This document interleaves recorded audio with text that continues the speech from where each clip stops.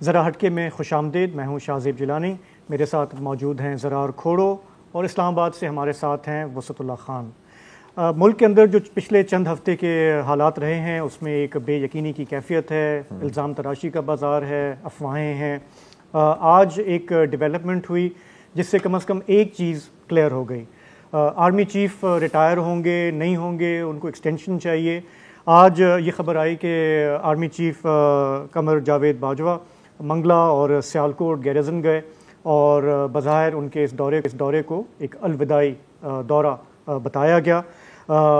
پچھلے کل کے دن وہ پشاور گئے تھے, تو اس سے ایک چیز یہ کلیئر ہو گئی کہ کم از کم ان کا جو ایکسٹینشن کے حوالے سے افواہیں تھیں, باتیں تھیں, وہ اب دم توڑ چکی ہیں.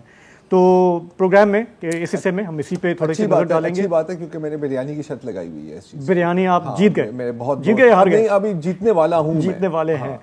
ٹھیک ہے, تو پروگرام میں شامل کرتے ہیں. اہم مسئلے پہ تم نے اتنی سستی شرط لگایا, افسوس ہے. کیونکہ وسعت کو کسی چیز کا کچھ پتہ نہیں ہوتا نا یار, مطلب نقصان بھی ہو سکتا ہے نا ان چیزوں میں. آپ نے تو ایسا شرطیں لگائی ہیں, آپ کو تو یار یہ بریانی کی شرط تو مطلب یہ تو عجیب سی ہے. میں نے یہ نہیں کہا کہ ایک ڈبہ تھا یا ایک دیگ تھی سر, لیکن کوئی بات نہیں, آگے بات کرتے ہیں. چلے, تو ہمارے ساتھ پروگرام میں اس وقت شامل ہیں لاہور سے صحافی ماجد نظامی. عسکری معاملات پر نظر رکھتے ہیں, تھوڑی ان کو زیادہ معلومات ہیں کہ انسٹیٹیوشن کے جو یہ اہم مراحل ہوتے ہیں وہ کیسے ہوتے ہیں. ماجد, سب سے پہلے اگر یہ تھوڑا سا بتا دیں کہ آپ یہ شاید کنفرم کر سکیں کہ یہ جو سو کالڈ الوداعی دورے ہیں یہ شاید پچھلے چند روز سے چل ہی رہے تھے, لیکن آج ہمیں تھوڑی سی اس کی کنفرمیشن ملی ہے. کیا یہ بات صحیح ہے؟ جی بالکل ایسا ہی ہے, اور روایتی طور پہ آخری مہینے کے اندر یہ ڈیٹس فائنل کی جاتی ہیں جس کے اندر آرمی چیف اپنے الوداعی دورے کرتے ہیں اور کچھ رسمی تقاریر ہوتی ہیں, کچھ تحائف کا تبادلہ ہوتا ہے, اور اس کے بعد یہ سمجھا جانا شروع ہو جاتا ہے کہ اب آرمی چیف کے جانے کا وقت آ گیا ہے. تو میرے خیال میں army chief general Qamar Javed Bajwa کے حوالے سے جو افواہیں چہم گوئیاں یا قیاس آرائیاں تھیں, میرا خیال ہے ان کا خاتمہ ہو جانا چاہیے, کیونکہ 2-3 دن پہلے تک تو یہ خبر بہت گرم تھی کہ شاید انہیں رکنے کا کہا جا رہا ہے, لیکن اب چونکہ صراحتاً اس چیز کا اظہار کر دیا گیا ہے کہ یہ جو دورے ہیں یہ الوداعی دورے ہیں. تو ہم نے یہ دیکھا ہے کہ تقریباً ماہانہ ہوتی ہے کور کمانڈر کانفرنس, اور اب سے چند دن پہلے بھی ہوئی جس کا کوئی اعلامیہ نہیں آیا, اور آپ ہم جانتے ہیں کہ ضروری نہیں ہے کہ ہر بار ہی اعلامیہ آئے. تو کیا یہ بڑے سوال پوچھے جا رہے تھے اس کے بارے سوال, ہاں بہت چہم گوئیاں تھیں کیوں نہیں آیا. تو یہ کچھ ہم جانتے ہیں کہ یہ جو آخری کور کمانڈر کانفرنس تھی کہ اس میں بھی کچھ خدا حافظ کہنے کے حوالے سے کوئی بات چیت ہوئی, کیونکہ اب نومبر میں اگر end of November chief retire ہو رہے ہیں تو یہی شاید ایک موقع ہوگا جس میں ان کو تھینک یو کہا جائے گا, ان کی خدمات کو سراہا جائے گا. جی بالکل ایسا ہی ہے, اور میرا یہ خیال ہے کہ چونکہ آج کل بریکنگ نیوز کا اور سوشل میڈیا کا زمانہ ہے تو کئی ایسی چیزیں ہوتی ہیں ان کو ہائپ دی جاتی ہے. میرا خیال حقیقت میں ایسا اس کا کوئی تعلق نہیں ہوتا. اسی طرح کور کمانڈر کانفرنس ہے, پہلے اس حوالے سے خبریں آئیں کہ شاید 3 دن چلے گی, پھر جب وہ 3 دن نہ چلی تو پھر لوگوں نے کہا کہ جی 9 گھنٹے چلی ہے, کوئی بہت تاریخی کور کمانڈر کانفرنس ہے. اس کا پھر اعلامیہ بھی نہیں آیا, تو اس کا مطلب ہے کچھ نہ کچھ ہو رہا ہے. تو میرا یہ خیال ہے کہ یہ ساری سوشل میڈیا اور بریکنگ نیوز کے زمانے کی چیزیں ہیں, حقائق سے ان کا خاصا کم تعلق ہوتا ہے. اگر ہم کور کمانڈر کانفرنس کے گزشتہ اعلامیوں میں بھی نظر ڈالیں تو اس میں کوئی ایسی خاص چیز ہمیں نظر نہیں آتی جس سے ہم یہ تعین کر سکیں کہ فوج کا ادارہ کیا سوچ رہا ہے. مثال کے طور پہ آپ کو یہ فکرے وہاں پہ دیکھنے کو ملیں گے کہ ہر قسم کے خطرات سے دفاع کے لیے تیار ہیں, علاقائی امن پہ گہری نظر ہے, تمام چیلنجز کا مقابلہ کریں گے, نیوکلیر پروگرام محفوظ ہاتھوں میں ہے, اور اظہار اطمینان. تو میرا یہ خیال ہے کہ یہ اس طرح کے فکروں کا جو اعلامیہ ہوتا ہے اس سے پہلے بھی کوئی خبر نہیں نکلتی. جو فیصلہ سازی ہے وہ میرا خیال ہے کور کمانڈر کانفرنس کے اعلامیے کو دیکھ کے اس کا اندازہ نہیں لگایا جا سکتا, بلکہ فیصلہ سازی کچھ اور جگہوں پہ ہوتی ہے. جی وہ تو سائیکلو سٹائل ہوتا ہے جو ہمیشہ آتا ہے, صرف مطلب نام اور ڈیٹ تبدیل ہو جاتی ہے. اچھا اب ماجد صاحب, خدا حافظ تو ہم کہہ رہے ہیں, دیکھتے ہیں آگے آنے والے دنوں میں سلام کس کو کہنا ہے, کیونکہ یہ جو اب یہ صرف ہائپ نہیں ہے, کیونکہ اب یہ چیزیں آن ریکارڈ ہیں. خان صاحب نے اپنے مختلف جلسوں میں پہلے تو کہا تھا کہ جی یہ مطلب چیف کی اپوائنٹمنٹ، نئے چیف کی اپوائنٹمنٹ کو کافی حد تک کنٹروورشل بھی بنایا گیا، پھر اس کے بعد ظاہر ہے کہ ایک سٹیپ بیک بھی لی. تو کس حد تک یہ جو بیانات ہیں آپ کے اندازے سے اور آپ کی نظر میں کس حد تک یہ حاوی ہوں گے on the decision of the next chief? جی میری اس معاملے میں خاصی غیر مقبول رائے ہے، اور وہ یہ ہے کہ ہمیں اس تقرری کو اتنی اہمیت نہیں دینی چاہیے جتنی موجودہ دور میں دی جا رہی ہے. شاید سیاسی ماحول اتنا کشیدہ ہو چکا ہے، ہو گیا جس ایک ایک نام کو زیر بحث لایا جا رہا ہے، اور اس میں اب یہ بحث بھی ختم ہو جانی چاہیے کہ کون سا جنرل میرا ہے اور کون سا تمہارا ہے. تو میرا خیال ہے کہ تحریک انصاف شاید ابھی اس تجربے سے نہیں گزری، یا انہوں نے ٹینشن دے کے یہ دیکھ لیا ہے کہ کیا فائدہ ہوتا ہے کسی بھی جنرل کو لانے کا. لیکن چونکہ ماحول خاصا گرم ہے تو اس لیے نام بھی زیر بحث آ رہے ہیں، لیکن اس کو اگر ہم ایک دیو مالائی کردار نہ بنائیں اور اسے ایک نارمل تقرری رکھیں تو میرا خیال ہے ملک کے حالات خاصا بہتر ہوں گے. اس میں کوئی شک نہیں کہ پاک فوج ملک کے حالات کے اندر ایک سٹیک ہولڈر تو بہرحال ہے، بہت بڑا کی حساسیت کو کم کرنے کی ضرورت ہے. اچھا، تو مطلب ایک طرح سے آپ کا یہ کہنا ہے کہ چیف چیف ہی ہوتا ہے، نہ آپ کا نہ میرا، ایسا ہی ہے؟ جی بالکل ایسا ہی ہے جی. انسٹیٹیوشن کے ساتھ کھڑا ہوگا. اچھا، اب اس کے ساتھ میں ایک اور سوال ہے، اور اگین یہ ایک اسپیکولیٹو قسم کا سوال ہے. ابھی جو پبلک ڈومین میں ایسی باتیں ہو رہی ہیں جو پہلے نہیں ہوئی. دیکھیں پہلے بھی چیفز کی اپوائنٹمنٹ کے اوپر بڑی اسپیکولیشن ہوتی ہے، پوری میگزینز چھپی ہیں اسی ٹاپک کے اوپر، تو یہ کوئی نئی بات نہیں ہے. اور جو پاک فوج کا کردار رہا ہے پاکستان کے پاور سٹرکچر میں، وہ بھی کوئی ڈھکی چھپی بات نہیں ہے، وہ بھی باتیں اوپنلی ہو رہی ہیں. آج کل ہم دیکھتے ہیں کہ خان صاحب بڑے کھل کے chief of army staff Bajwa صاحب کا نام لیتے ہیں. ابھی اعظم سواتی، سینیٹر اعظم سواتی کی بھی کچھ ٹویٹس آئی تھی، وہ ڈائریکٹ مخاطب ہو رہے ہیں. اور پھر جو ہیش ٹیگ کیمپینز چلی ہیں اور جس قسم کی باتیں ہوئی ہیں آپ کو مجھے بتانے کی ضرورت نہیں، آپ اچھی طرح سے جانتے ہیں.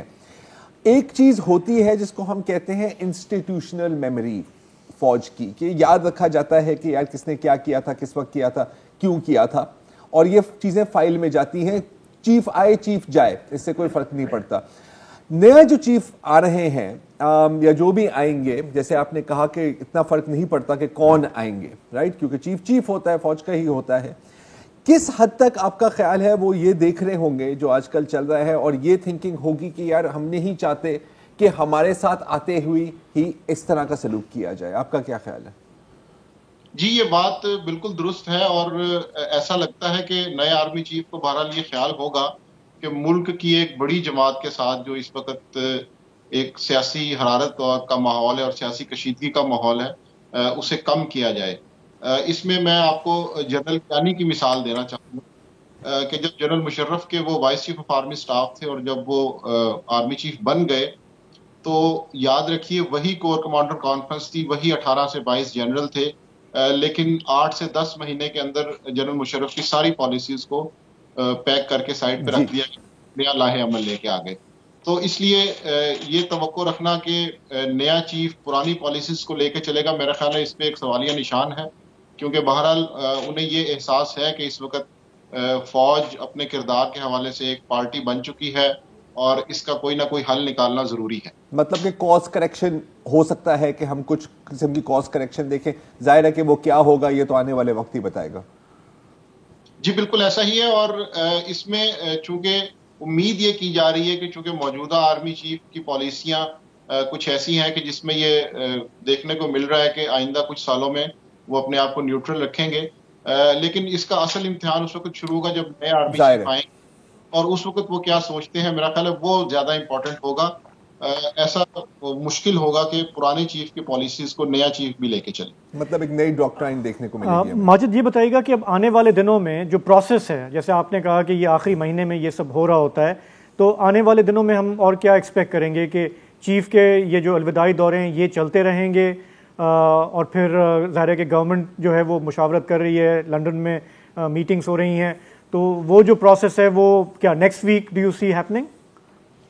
جی بالکل، یہ تقریباً 9 کورس کا دورہ ہوگا. اس کے ساتھ GHQ کے کچھ امپورٹنٹ آفیسز ہوتے ہیں، وہاں پہ بھی الوداعی دورے ہوں گے. اس کے ساتھ ساتھ چیف کے حوالے سے جو ایشو ہے وہ یہ ہے کیونکہ 19 نومبر کو ایک جنرل وسیم اشرف آخری جو ہیں وہ ریٹائر ہو رہے ہیں، جو ستمبر کی ترقیوں میں جنہوں نے ریٹائر ہونا تھا، تو ان کی تاریخ 19 ہے.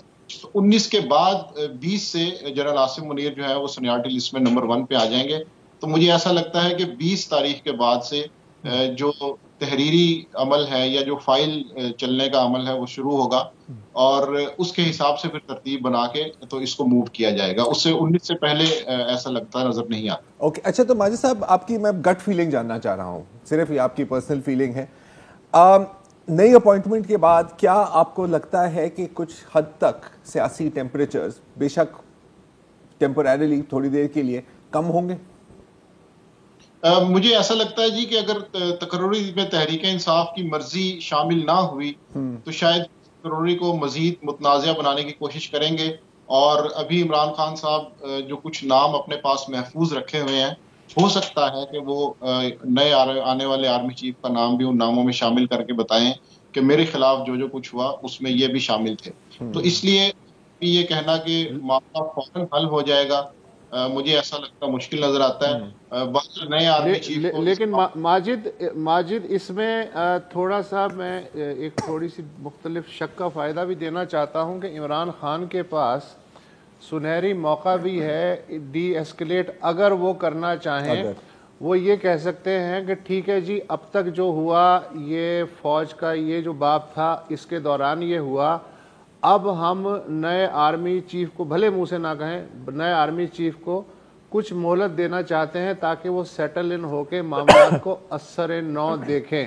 تو یہ اگر وہ ڈی ایسکلیٹ کرنا چاہیں اور ایک فیس سیونگ کا یا راستہ لینا چاہیں تو اس کا بھی موقع ہے ان کے پاس اس وقت. بالکل موقع ہے، اور میرا خیال ہے کہ دسمبر کا مہینہ یہ طے کرے گا کہ آرمی چیف اور عمران خان کی طرف سے کیا سی بی ایمز ہوتے ہیں. اگر تو کانفیڈنس بلڈنگ میئرز کچھ نہ کچھ دونوں سائڈوں سے ہونا شروع ہو گئے تو یہ توقع کی جا سکتی ہے کہ جنوری کے بعد سے سیاسی ماحول کی کشیدگی کم ہو جائے گی. دسمبر کے مہینے میں اگر ایسے کچھ معاملات دیکھنے میں نہ آئے تو جس طرح آپ نے نشاندہی کی ہے، جو کہ درست نشاندہی ہے، کہ وہ جو گریس ٹائم ہے میرا خیال ہے وہ دسمبر اور جنوری کا ہے. اگر اس کے اندر دونوں سائڈوں سے کشیدگی میں کمی نہ ہوئی تو پھر یہ معاملہ بڑھ سکتا ہے. بالکل ٹھیک ہو گیا. ماجد نظامی آپ کا بہت بہت شکریہ. انٹرسٹنگ پوائنٹ جو وسط نے ریز کیا کہ جب یہ چینج آتی ہے تو اس میں ایک اپرچونٹی ہوتی ہے. ابھی کرنٹ آرمی چیف کے ساتھ تو بہت پرسنل ہو گئے نا خان صاحب، ان کی پارٹی، تو جب نئی شخصیت آئے گی تو ایک چانس ہے آپ کے پاس کہ اب آپ دوبارہ اگر آپ نے ڈی ایسکلیٹ کرنا چاہا تو اور آپشن کیا ہے؟ نہیں آپشن بالکل ہے. مطلب کیا لڑتے رہیں گے؟ ہاں بالکل، جو اگلا آئے گا اس سے بھی لڑنا شروع کریں گے. مطلب چلے آپ 2-3 سینیریوز دیکھتے ہیں، رائٹ. ایک سینیریو یہ ہے کہ چلے ہم کہتے ہیں کہ اگلے سال الیکشنز ہو رہی ہیں، کب ہو رہی ہیں ہمیں نہیں پتا، رائٹ. اس وقت تک آپ نے مومنٹم کو بھی تو رکھنا ہے نا. آپ نے مطلب ہلکی آنچ نہیں، آپ نے you have to keep the temperature up. تو ایک طریقہ تو یہی ہے کہ you have to keep going on the attack. اچھا اب مسئلہ کیا بنتا ہے کہ اگر ایسا ہوا، رائٹ. اب ظاہر ہے کہ جو بھی چیف آئیں گے وہ چاہیں گے کہ ان کی اسموتھ لینڈنگ ہو، جس طرح گئے ہیں وہ نہیں چاہ رہے کہ ایسا ہو ان کے ساتھ، رائٹ. اگر ان پر بھی اس وقت اٹیکس چلتے رہے یا خان صاحب نے کیلکولیٹ کیا کہ یار جو مطلب میں چاہ رہا تھا اسٹیبلشمنٹ سے یا جو وہ مجھے نہیں مل رہا، تو پھر تو یہ پرسنالٹی کلیش سے بہت آگے بات نکل جائے گی نا. پھر تو انسٹیٹیوشنل ایک سینیریو اور بھی ہے جی، وہ سر ایک وقفہ لینا ہے. ایک سینیریو یہ بھی ہے، بس میں 1 منٹ دے دو مجھے. ایک سینیریو یہ بھی ہے کہ اب دیکھیں یہ تو طے ہو گیا، اور خود خان صاحب نے بھی ڈان کو انٹرویو میں کہہ دیا کہ جی مجھے اس سے کوئی مطلب نہیں ہے، جسے چاہیں اب آرمی چیف بنائیں. اس کا مطلب ہے کہ وہ بھی سمجھ گئے کہ ظاہر ہے کہ ایک ہفتے میں تو کچھ بھی پہاڑ نہیں ٹوٹ سکتا ہے. تو اس ریئلائزیشن کے بعد اب ان کا جو اگلا انٹرسٹ ہے وہ صرف الیکشن ہو جاتا ہے کہ الیکشن کب ہوتے ہیں. الیکشن کل ہوں یا 9 مہینے بعد ہوں، ان کو جو بھی اس وقت عوامی مقبولیت ہے اس کو رواں رکھنے کے لیے کوئی نہ کوئی دھیمی آنچ پہ دیگ پکاتے رہنے پڑے گا. اور اتنی دھیمی آنچ کہ بہت زیادہ آگ بھی نہ لگے اور دیگ بھی ٹھنڈی نہ ہو. اس لیے کہ ایک طرح سے جن کا جو ووٹ بینک کا اکاؤنٹ ہے یہ کمپاؤنڈ انٹرسٹ کے ساتھ اگلے 9 مہینے میں ملٹی پلائی ہو سکتا ہے. اگر میں خان صاحب کے دماغ سے سوچوں تو میرا خیال ہے کہ وہ اس حد تک شاید نہ جائیں جو چیپٹر میں جس حد تک وہ گئے ہیں. ہو سکتا ہے، بالکل ٹھیک ہے. ہم اپنی گفتگو جاری رکھیں گے لیکن یہاں پہ پہلے ایک چھوٹا سا بریک.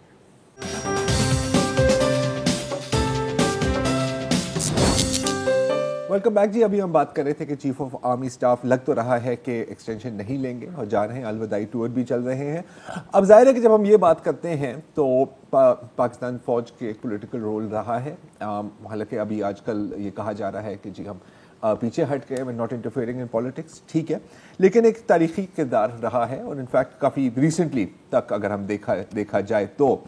اب سول ملٹری کی جب ہم بات کریں تو آج ہماری کالیگ عاتقہ رحمان نے ایک بہت اچھا انٹرویو کیا ہے خان صاحب کے ساتھ. میں مانتا ہوں کہ میں بائسڈ ہوں ان عاتقہ's فیور, لیکن مجھے انٹرویو اچھا لگا, کافی چیزیں کھل کے بات ہوئی. اچھا, اب جو سینٹرل سوال ہے جو میرا خیال ہے کہ ہم جنوری سے ہی پوچھ رہے ہیں وہ یہ ہے کہ یار ہوا کیا خان صاحب اور اسٹیبلشمنٹ کے بیچ یا خان صاحب اور جنرل باجوہ کے بیچ.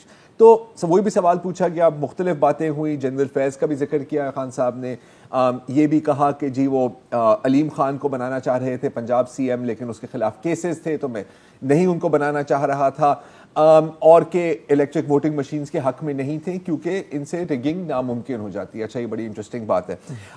اور اس کے ساتھ یہ کہ اب خان صاحب کا جو نمبر 1 پلیٹ فارم رہا ہے وہ کیا رہا ہے, احتساب, چوروں کو پکڑو, چوروں کو اندر ڈالو, and so on and so forth.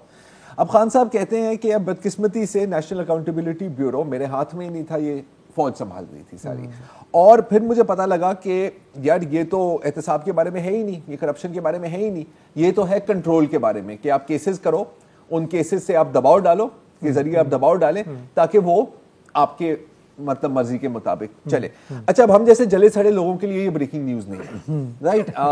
کافی سالوں سے, کیا دہائیوں سے یہ کہا جا رہا ہے کہ پاکستان کے جو نظام احتساب ہے اس کا مقصد احتساب نہیں ہے, اس کا مقصد ہے پریشر لگانا اور کنٹرول کرنا, جو میرا خیال ہے ہماری پوری سسٹم ہی انفیکٹ ڈیزائنڈ ہے اس کام کے لیے, ٹھیک ہے. لیکن چلیں, اچھی بات ہے اگر یہ بات کھل کے ہو رہی ہے تو شاید نیکسٹ سٹیپ یہ ہوگا کہ جی اس کو استعمال کیا گیا ہے. اور انفارچونیٹ بات اس میں کیا ہوتی ہے کہ اس کی آڑ میں اگر آپ نے واقعی کرپشن کی ہے, کیونکہ ہماری پوری تاریخ ہے ایک, تو آپ آرام سے کہہ سکتے ہیں کہ نہیں جی یہ وکٹمائزیشن ہے, اور آپ 50% سچ بھی ہوں گے, ٹھیک ہے نا. اینی وے, یہ اپنی جگہ. اچھا, اب جہاں تک ایجنسیز کی باتیں ہیں اور ان کی جو انٹرفیئرنس کی بات ہے, تو مانا کہ درجنوں ویڈیوز آپ کو ملیں گی, درجنوں بیانات آپ کو ملیں گے خان صاحب کے جب وہ اقتدار میں تھے, جب وہ اپریشیٹ کر رہے تھے ان ساری چیزوں کو, رائٹ. ابھی ہمارے پاس بھی کلپس ہیں, وہ میں چلاؤں گا نہیں کیونکہ کوئی فائدہ نہیں ہے, آپ سب نے سنے ہوئے ہیں, ہم نے بھی سنے ہوئے ہیں, اور مقصد پوائنٹ سکورنگ نہیں ہے. ٹھیک ہے, خان صاحب نے کہا ہے کہ جی ایجنسیز جب ووٹ ہوتا تھا یا ہمارے جو اتحادی تھوڑے سے ادھر ادھر ہو رہے ہوتے تھے تو ایجنسیز ان کو لائن میں رکھتی تھیں, ہمارے لیے نظام چلاتے تھے. پھر کیا ہوا, جو ہوا سو ہوا اور آپ کے راستے سیپریٹ ہو گئے. اچھا, بالکل سب کچھ صحیح ہے, مقصد اگین پوائنٹ سکورنگ نہیں ہے, مقصد ہے کہ آپ گیم کو سمجھیں. اور یہ اب چاہیے, میرا خیال کہ وقت آ گیا کہ سب گیم کو سمجھیں. اور گیم کیا ہے, کیونکہ یہ گیم آپ نہیں کھیلتے, گیم نا, گیم آپ کو کھیلتی ہے.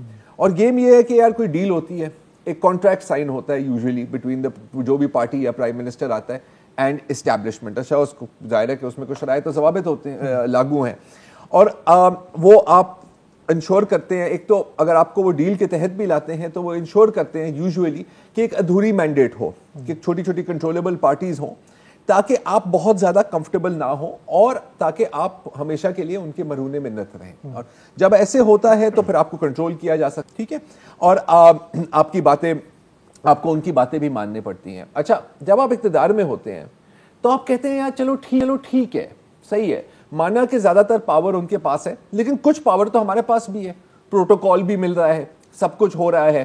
اگر ان کے 7 کام کرانے ہیں تو 3 کام میں بھی اپنے کرا لوں گا, اور کچھ نہیں تو کم از کم میرے جو مخالفین ہیں ان کو میں تھرو دی ایجنسیز دبا کے رکھ سکتا ہوں.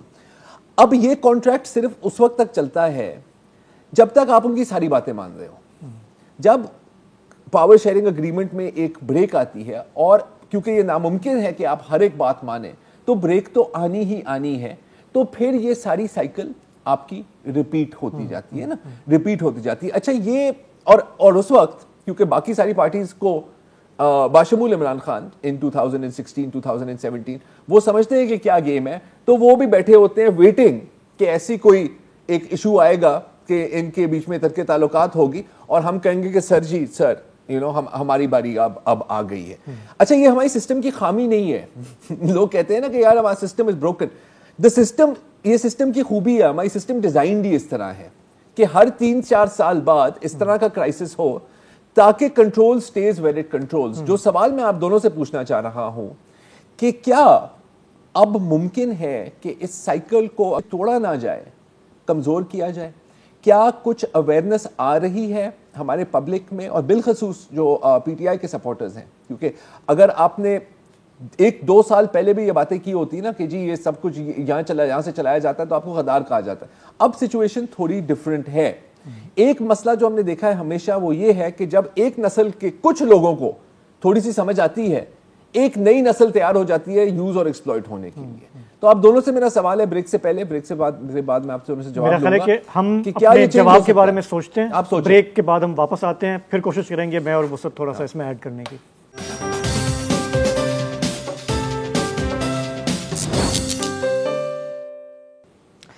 وزیر آباد پنجاب سے پی ٹی آئی کا لانگ مارچ آج دوبارہ شروع ہوا بغیر عمران خان کے. عمران خان صاحب نے ویڈیو لنک کے ذریعے اسپیچ کی, اور آج جیسے ہم پہلے بات کر رہے تھے ڈان اخبار میں بھی ان کا ایک ایکسکلوسیو انٹرویو شائع ہوا ہے جس میں انہوں نے کچھ باتیں دہرائیں, کچھ باتیں انہوں نے نہیں بھی کیں. میرے لیے جو اس میں اہم بات تھی وہ یہ کہ وہ جس طرح سے کہہ رہے ہیں کہ فوج کی ایجنسیز کا جو رول ہے لوگوں کو اٹھانے میں, تشدد کرنے میں, اس پہ انہوں نے کرٹیسائز کیا, جو کہ ظاہر ہے کہ ان کو اب کافی برا لگ رہا ہے اور لگنا بھی چاہیے. سوال صرف یہ ہے کہ یہ ہمارے ملک میں ایک لمبے عرصے سے ہوتا آیا ہے, لیکن خان صاحب کو شاید اس کی تکلیف اب محسوس ہو رہی ہے. دیکھو اگین چھوڑ دو کہ ابھی کیا ہوا ہے, پچھلے دور میں کیا ہوا تھا, ایک بگ پکچر میں آپ سے میرا وہی سوال ہے, میں دہراتا ہوں.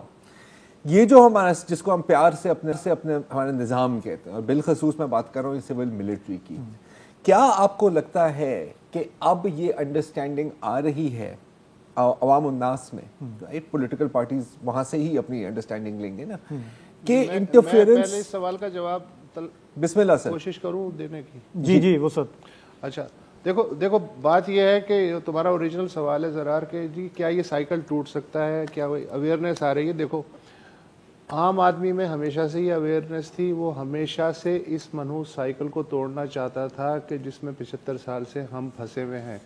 لیکن بدقسمتی سے ان کی جو قیادت کرنے والے ہیں ان کے انٹرسٹ میں یہ نہیں ہے. وہ بظاہر بیلٹ کی طاقت پہ یقین تو رکھتے ہیں, لیکن عملاً جو ان کے افعال ہیں ان سے اندازہ ہوتا ہے کہ وہ بیلٹ کی طاقت پہ 50% یقین رکھتے ہوں گے, 50% کہیں اور یقین رکھتے ہوں گے. کرسی انہیں کہیں اور سے ملتی ہے, یہ ان کا ہے سلسلہ, اور آپ جتنی بھی حکومتیں ہیں دیکھ سکتے ہیں. مسئلہ یہ ہے کہ جو آرمی ہے وہ اس نے کبھی بھی ریٹریٹ نہیں کیا ہے. سچویشن کے حساب سے وہ پیچھے آتے رہے ہیں, پھر آگے جاتے رہے ہیں. کوئی بھی مثال لے لیں, 68 میں ایوب خان کو عوام کی دباؤ اتارتا ہے, یا خان آ جاتے ہیں. 71 میں ایسا لگتا ہے کہ اب شاید یہ رول جو ہے نا ذوالفقار علی بھٹو کرٹیل کر لیں گے. لیکن جب 73-74 میں بلوچستان میں رول دیا جاتا ہے آرمی کو, تو اس کا اعتماد دوبارہ بحال ہوتا ہے, اور 76 تک پوری طرح وہ کھڑی ہو جاتی ہے. پھر 77 میں آپ نے دیکھا کہ وہ ایک ایکٹیو آرمی جو ہے اس کا کیا سلسلہ رہا. اچھا, اس کے بعد یہ ہوا کہ جو اب خوش قسمتی بھی ہوتی ہے نا کہ مثلا ضیاء کو افغان وار مل گئی, تو اس سے ہو سکتا ہے انٹرنل لیجیٹیمیسی کا مسئلہ حل ہوا نہیں ہوا, لیکن انٹرنیشنل لیجیٹیمیسی کا مسئلہ حل ہو گیا, اور وہ ان کی ضرورت بن گئے اور سٹیک ہولڈر بن گئے. اچھا, بالکل یہی کام جو ہے مشرف کے ساتھ ہوا کہ انہیں 9/11 مل گیا, تو وہ جو ایک انٹرنیشنل لیجیٹیمیسی ہے بیکنگ وہ انہیں مل گئی. اگر آپ یہ دیکھیں کہ اگر افغان وار نہ ملتی ضیاء کو, یا 9/11 نہ ملتا مشرف کو, تو پھر کیا سینیریو ہوتا, شاید یہ نہ ہوتا جو ہم دیکھ رہے ہیں. اچھا, ضیاء کے بعد یہ امید ہو چلی تھی کہ یار اتنا طویل دور جو ہے وہ ہو گیا, اور اب اس وقت فوج بھی واقعی چاہتی تھی کہ یار تھک گئے ہیں, بہت کچھ ہو گیا, اب ہمیں جو ہے اپنے اصل کام پہ توجہ دینی چاہیے. لیکن پھر جو ضیاء کے زمانے میں ایک نئی پولیٹیکل کلاس کھڑی ہوئی تھی, اس کو لیجیٹیمیسی کی ضرورت تھی, تو اس نے اپنا سلسلہ شروع کر دیا. تو پھر ایک ہائیبرڈ رجیم کا جو سینیریو ہے وہ اصل میں 90s میں ڈیولپ ہونا شروع ہوا. بے نظیر نواز شریف, پھر بے نظیر, پھر نواز شریف, اور پھر پرویز مشرف.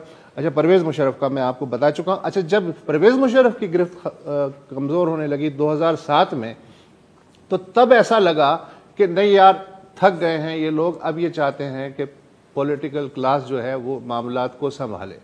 لیکن پھر این آر او کا جو سلسلہ چلا اس زمانے میں بے نظیر اور نواز شریف کے ساتھ جو بات چیت ہوئی, اس سے پتہ چلا کہ نہیں یار یہ تو پس پردہ صورتحال ہوگی, سامنے سے جا رہے ہیں اور سیاستدان بھی جو ہیں وہ اس موڈ میں نہیں ہیں چارٹر آف ڈیموکریسی کے باوجود کہ پوری طرح اس ماضی سے جان چھڑانے کی کوشش کریں.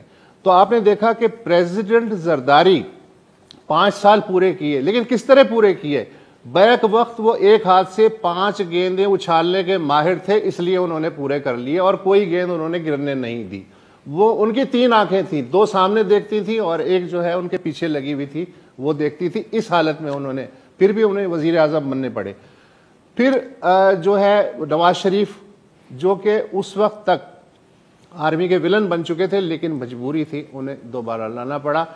2018 میں ڈائریکٹ ہی ایک شراکت داری کا پہلی دفعہ سسٹم قائم ہوا کہ جی یہ اختیارات میرے اور یہ تمہارے, یہ بٹوارہ عمران خان اور اسٹیبلشمنٹ کے درمیان ہوا. 3.5 سال وہ چل پایا, پھر نہیں چل پایا. اب بھی وہی صورتحال ہے کہ جن کو پیچھے ہٹانے کے لیے عمران خان کو لایا گیا تھا انہی کے ذریعے اب عمران خان کو کنٹین کرنے کی کوشش کی جا رہی ہے.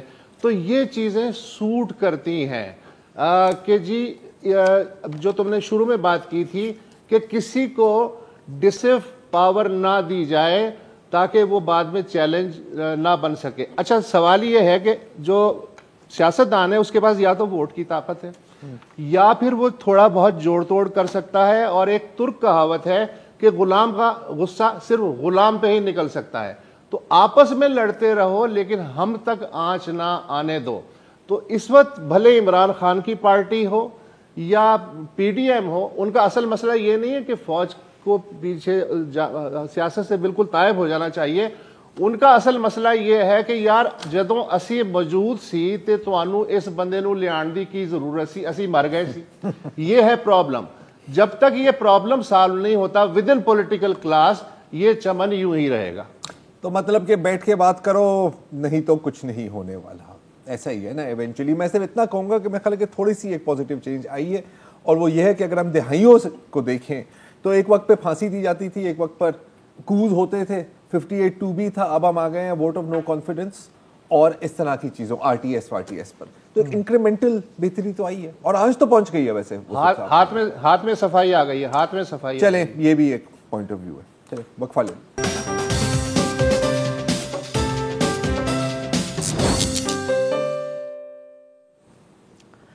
پروگرام میں واپس خوش آمدید. ہم پہلے بات کر رہے تھے سیاست کی, سول ملٹری کی, بھرپور باتیں آپ نے سنی زرار سے بھی اور آپ نے وسط سے بھی سنی, لیکن ہمارا مسئلہ یہ ہے کہ اور بھی غم ہے زمانے میں سیاست اور سول ملٹری کے علاوہ. اور اس میں ایک مسئلہ ہمارا جو ہم بھول چکے ہیں وہ ہے ہمارا سیلاب, جس پر پاکستان میں اب کوئی ذکر نہیں ہوتا. لیکن اگر ذکر ہو رہا ہے تو وہ ہو رہا ہے مصر میں, شرم الشیخ میں, عالمی ماحولیاتی کانفرنس میں, جہاں سے رپورٹس یہ آ رہی ہیں کہ وہاں پہ جو بھی تقاریر ہو رہی ہیں, جو سیشنز ہو رہے ہیں دنیا بھر سے منعقد ہوئے ہیں, اس میں پاکستان کے سیلاب کا بار بار ذکر ہو رہا ہے. وہاں پہ پاکستان کی صحافی گئی ہوئی ہیں, زوہا تنیو, جو 4 دن سے وہاں پر ہیں. ہم نے ذرا دیر پہلے ان سے بات کی اور میں نے ان سے پہلے یہی پوچھا کہ کیا یہ صحیح پاکستان میں ہم نے سیلاب کو بھلا دیا لیکن وہاں پہ اس کا چرچا ہے؟ جی بالکل. آئی تھنک یہ ایسا کاپ ہے جہاں پاکستان کی بات نہ سننا یا پاکستان کی بات نہ کرنا بالکل امپاسبل ہے, کیونکہ جس اسکیل پہ فلڈز کی وجہ سے, سیلاب کی وجہ سے تباہی آئی ہے اس کو آپ اگنور نہیں کر سکتے. اور یہاں آپ جس بھی پینل پہ جائیں گے, چاہے وہاں پاکستانی ریپرزنٹیشن ہو یا نہ ہو, سیلاب سے آئی ہوئی تباہی کی بات ضرور ہوگی اور ضرور اس بارے میں بات کی جائے گی کہ اب اس تباہی کے نتیجے میں جو نقصان ہوئے ہیں ان کی بھرپائی کیسے ہوگی اور کون کرے گا. اور لاس اینڈ ڈیمیج ایجنڈا پہ تو آ گیا ہے, لیکن امیر ممالک ابھی تک اس بات کو ریکگنائز کرنے کے لیے نہیں تیار ہوئے کہ ان کی ایک ڈیوٹی ہے. اور یہ بات UN سیکریٹری جنرل نے جب وہ پاکستان پویلین آئے تھے اور شہباز شریف صاحب کے ساتھ انہوں نے جو ہے وہ ایک جوائنٹ پریس کانفرنس کی, تو تب انہوں نے یہ کہا تھا کہ جو سب ممالک ہیں پر خاص طور پہ جو امیر ممالک ہیں ان کی ایک ذمہ داری ہے پاکستان کی طرف. اب دیکھنا یہ ہے کہ کیا وہ ممالک اس ذمہ داری کو ایکسیپٹ کرتے ہیں یا نہیں. یہاں پہ کسی کو لگتا نہیں ہے کہ وہ کریں گے, لیکن جتنے بھی ڈیولپنگ کنٹریز ہیں, پاکستان ہو گیا, اسمال آئلینڈ نیشنز ہو گئے, خاص طور پہ جو چھوٹے جزیرے ہوتے ہیں, انہوں نے بہت زیادہ اس بات کو پش کیا ہے, اور انہوں نے اس بات کو پش کیا ہے اور وہ کر رہے ہیں کہ جتنے بھی پیسے یا جتنے بھی فنڈز آ رہے ہیں نہ وہ چیریٹی کی طرح آنے چاہیے نہ وہ لون کی طرح آنے چاہیے. وہ اس لیے آنے چاہیے کیونکہ امیر ممالک یہ بات ریکگنائز کرتے ہیں کہ دنیا کو اس پوائنٹ پہ لانے کی جو پوری ذمہ داری ہے وہ ان کی ہے, اور اب انہی کو اس کے بارے میں کچھ کرنا ہے. ویدر امیر ممالک اس بات کو ایکسیپٹ کرتے ہیں یا نہیں از اے لانگر کانورزیشن, مگر جتنے بھی غریب ملک ہیں جو اس سے سفر کر رہے ہیں ان کا کلیکٹیولی یہ اوپینین ضرور ہے. تو آواز تو اٹھائی جا رہی ہے. ہاں, مطلب جو زہا نے بتایا بھی کہ لاس اینڈ ڈیمیج پہ اس دفعہ جو توجہ ہے اس میں پاکستان جیسے غریب ملک, اور پاکستان ان کی قیادت کر رہا ہے, وہ یہ کہہ رہے ہیں کہ جی کہ ہمیں اب آپ معاوضہ دیں, ہمیں لون نہیں چاہیے, آپ یہ کریں. لیکن میں ابھی دیکھ رہا تھا کہ جیسے یو کے پرائم منسٹر ہیں جو نئے آئے ہیں, انہوں نے صاف جواب دے دیا, انہوں نے کہا کوئی ایسا سین نہیں ہے, ہم ہمارے مسئلے ہیں ٹھیک ہے نہیں دیں گے, اور میں مانتا ہوں نہیں دیں گے. اور پچھلی دفعہ بھی جب اس پہ بات ہوئی تھی تو میں نے یہ بھی کہا تھا, میں نے کہا کیا فائدہ ہے یار, کسی نے بات سننی تو ہے نہیں. لیکن یہ بھی میرا خیال اہم ہے کہ یہ بات کی جا رہی ہے اور ایجنڈا پہ آ گئی ہے. اب دیکھیں اگین, اب میں دوبارہ, کیونکہ میری سوئی وہیں اٹکی ہوئی ہے, میری سوئی سول ملٹری پہ اٹکی. لیکن آج آپ بہت مثبت ہوئے ہیں, میں آج آپ پازیٹیو ڈھونڈ رہے ہیں. ہاں, پتہ نہیں کیا ہوا, ہو سکتا ہے میرے چائے میں کسی نے کچھ ملا دیا ہے. اسی پازیٹیوٹی کو تھوڑا سا آگے لے جاتے ہوئے, رائٹ, کہ کم از کم جیسے وہاں پر پاکستان اور یہ کلائمیٹ جسٹس اور معاوضے کی باتیں ایٹ لیسٹ ہو رہی ہیں, یہاں پر کم از کم یہ ڈیبیٹ تو ہو رہی ہے. اور میں مانتا ہوں وسعت کے پہلے بھی یہ ڈیبیٹ ہوئی ہے, میں یہ نہیں کہہ رہا کہ نہیں ہوئی, لیکن جس طرح اس دفعہ ہو رہی ہے اور کچھ نہیں تو اس کی شدت کو دیکھ کے شاید وہ ہلکے ایک یا دو قدم پیچھے لے لیں. وہاں سے جو رپورٹس ہیں وہ کہہ رہے ہیں کہ اگر اگری بھی کر لیتے ہیں یہ نا اگلے ہفتے, تب بھی اس میں کئی سال لگیں گے. اچھا, آپ کلائمیٹ کی بات کریں گے؟ میں تو کلائمیٹ کی بات ابھی ہم کلائمیٹ کی بات کر رہے ہیں. یہ باتیں دونوں چیزوں پہ فٹ ہوتی ہیں, دونوں چیزوں پہ بڑی خوبصورتی سے فٹ ہوتی ہیں. جی وسعت, آپ کیا کہیں گے؟ یار اب میرے کہنے کو کیا رہا ہے, کچھ بھی نہیں رہا. تم لوگ اتنی اچھی باتیں کر رہے ہو, خلاف توقع میں کیا. دیکھیں, میں نے اس لیے کہا آپ سے پوچھا کہ آپ کا بڑا کام ہے ماحولیاتی صحافت کے حوالے سے, تو میں نے کہا کہ چونکہ آپ سمجھتے ہیں, لیکن چلیں ٹھیک ہے, اگر آپ سمجھتے ہیں کہ ہم نے کور کر لیا ہے. میں نے بھی بڑا صبر سے سنا آپ دونوں کو بیٹھ کے, آج یار کتنا بولتے ہو آپ لوگ. آخر میں مجھے 30 سیکنڈ دینے کا بہت شکریہ آپ. یار سارا پروگرام تو آپ دیکھ لو یار, لیکن چلیں, بہت بڑی بات, آپ کے چاہنے والے بہت ہیں. ہماری جو چینی بھائی ہیں ان کی کہاوت ہے کہ don't be afraid of moving forward slowly, be only afraid of standing still. تو میرا خیال ہے کہ دونوں چیزوں میں اور کچھ نہیں تو ایک قدم تو آگے لیا, تھوڑی بہت موومنٹ, تھوڑی بہت ہلچل. آج پروگرام میں اتنا ہی, اجازت دیجیے, خدا حافظ.